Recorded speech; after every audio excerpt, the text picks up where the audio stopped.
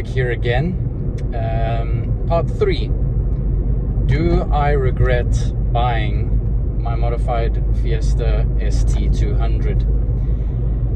And I must be honest, in the past 2 videos, I don't feel like I've made a very compelling point, and I don't feel like I've actually been paying much attention to the question that I posed in the first video of whether I regret buying this. I feel like in the first video, I was sticking a lot to the facts and stats of the ST, as well as giving a brief overview of what happened. In the second video, I was talking more sort of emotionally about how the vehicle makes me feel, in a positive sense, but I haven't really touched on the bare root of the question. Do I regret buying this car? I alluded in the last video that I don't, just due to the amount of satisfaction and enjoyment that I've gotten from it. But I thought in this third and final part I would give a bit more of a level-headed sort of driver's review of this vehicle, and should you, if you're in the position where you're considering buying an ST200, should you do it? Should you go ahead and do what I did and just go ahead and buy it? Well, it's a complicated question, as many things in life are. The fact of the matter is, you have to weigh up, what is it worth to you? If you are a petrol head, a gearhead, if you're someone who loves cars, if you're someone who loves hot hatches, absolutely this car is going to blow you away. At the time it was released, it had several competitors from other brands, such as the Clio RS or the Peugeot 208 GTI, and most reviewers chalked this up to be pretty much the best of the lot. And that was in the standard 180, guys. The 200 is just an amalgamation of everything that the 180 was, but better, as I spoke about in the first video. So with regards to, is it a good hot hatch? Well, it's pretty much one of the best ones that you can get. The question of the matter is, how much is that worth to you? How much value do you put on your car?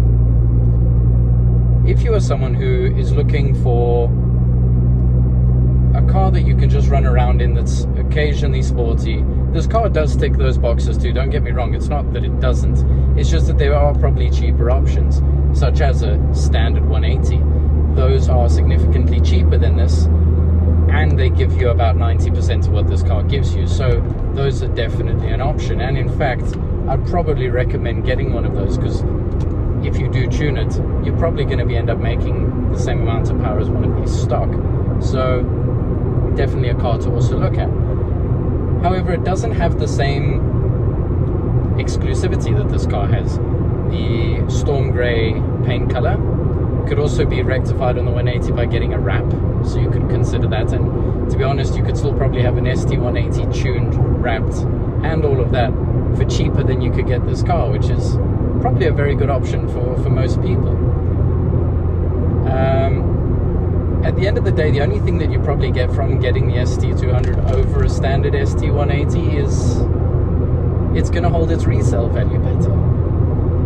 Don't know why my voice just broke there. Apparently I'm going through puberty, but it will hold its resale value.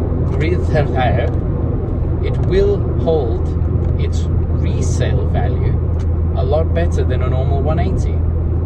And that's just the fact of the matter. Cars that have a limited run or are an exclusive variety always hold their value better. So therefore, I think that is something that will offset how much I regret buying this car, because when I do come one day to selling it, if I ever come one day to selling it, I'm fairly confident I can almost get what I paid for it. Okay, that doesn't take into account all the maintenance costs and everything that I've put into the vehicle. However, what vehicle will ever compensate you for those amounts? Those are just standard running costs that you'll get with any vehicle. So in reality, if you want to have the enjoyment of a car like this, a car that is a dying breed, a car that has a manual 6-speed that produces an extraordinarily fun amount of power, in standard guise even, and you also want to have that confidence and that knowledge that even if you do drive it a little bit, it's a hot hatch. They're supposed to be driven. Nobody's going to expect to find one of these with 10,000, 20,000 kilometers on the clock. They're going to expect to see 100, 120,000 Ks. And it's still going to hold its value at that price because it is an exclusive car. It is a car that maintains and holds its value. And I can only see it really going up in the coming years because car manufacturers don't make cars like this anymore. When you think about it, what manufacturer brings out a manual hot hatch at the price point that this car came out at? No one does it anymore. They don't exist. So when it comes time for somebody who's in a position looking for something that is fast, is a manual, is a hot hatch, is exclusive, has all the fun and variety of a car like that a car like this provides, car manufacturers aren't making cars that fill this segment anymore. So this car, still to this day, is the only one that can really fulfill that requirement. So why on earth wouldn't you buy a car like this? That's what I want to ask you. What would stop you if you have all of the criteria that this car meets? What would stop you from buying one?